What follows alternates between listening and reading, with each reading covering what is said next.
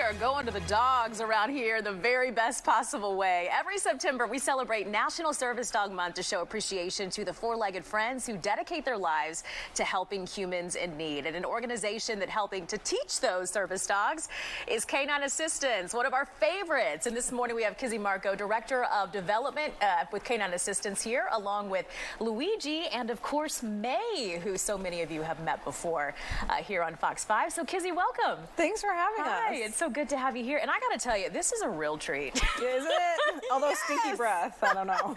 You know, it's worth all of it to get to love on these sweet babies. Yes. So let's talk about, you know, the importance of National Service Dog Month. Yeah. They make a difference in the lives of so many people, Kizzy. Yeah. Dogs are selfless even when they don't have a formal job. I mean, every dog is kind of making a difference. But service dogs really do spend every single day of their lives focused on people who need them, and that's really special and worth celebrating. So let's talk about Canine Assistants. So it's not our first go around working with Canine Assistants, right? So many of our viewers remember Max, who spent like 2 years with us here at Fox 5 learning to become a service dog and is still doing that and doing a fantastic job. Now, of course, we have May, and that's what you guys do. You help to teach service dogs. Yeah, so we raise them right from birth on our farm. We've got an 18-acre farm in Milton, and we really, Luigi, I'm boring him. And we teach them really the basic kind of manners and things that you would expect out in public, and then we teach them more tailored things like sniffing out low blood sugar in someone with type 1 diabetes, or opening doors for someone who uses a wheelchair, things like that. And that's what I was going to ask you is who are these service dogs able to help? Yeah, we personally at Canine Assistants do mobility dogs, lots of mobility dogs. We do type 1 diabetes dogs, and we do epilepsy dogs.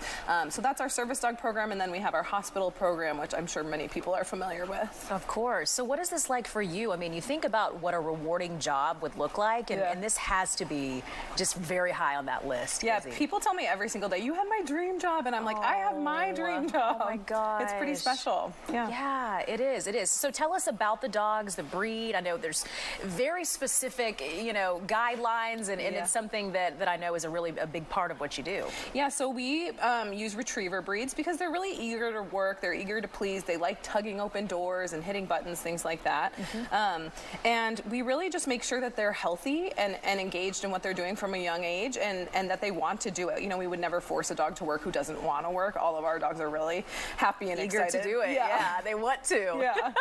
It brings them a lot of joy as well. So how can we help? I mean, for those of us that are just fascinated by the program and would love to volunteer, what can we do? Well, you should go to our website and fill out an application to volunteer. We really need people who are willing to foster our dogs, who are willing to take them home, even to outings, places like the mall and the doctor's office. They really need to get used to living life out in the world because that's what they're going to be expected to do someday. And so, hello, pumpkin. So we really need folks to volunteer and open up their hearts and their homes to our dogs. Okay, so I mean, are there anything to keep in mind if we're interested in that? Because something tells me that what you just said is going to get a lot of people's attention. They're going to be interested in that. Yeah, it does require a class. You have to complete a certification situation with our volunteer director, and then also it requires doing some outings. So sort of practicing having a dog. We wouldn't just send you out into the community with a dog before you were ready, but we would send you out with another volunteer who's really experienced. So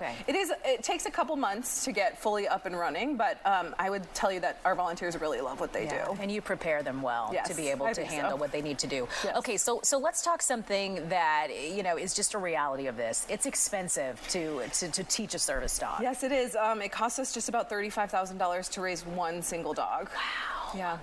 Wow. It's not cheap. That is so interesting. But are they still given to those who need them at no cost to them? We don't charge at all. People will call us all the time and say, well, what does it cost? I don't think I have the money. And we say, well, it won't cost you anything. That's amazing. That's our job, is to find the funding and find people who will support us and make it happen. That's amazing. Okay, so on the other side of that, if we can't, volunteer to be a foster, can we give? Yes, absolutely. We're constantly in need of support. We need to feed our dogs. We need to put them in really nice kennels. We need to staff our farm.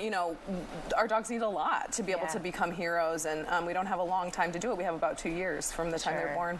And I got to tell you, I've had a chance to go up to the Canine Assistants farm. Yeah. It's amazing, and you guys are just doing amazing work, Well, Kizzy. thank you. Yeah, we love no doubt about it. All right, we have the stars of the show. Luigi and May hanging with us this morning, along with Kizzy Marco with Canine Assistants. Kizzy, thank you so much for coming in today. Thanks for having us. Yeah, love this. Wish they could stay. Maybe they can. I don't know. We'll see.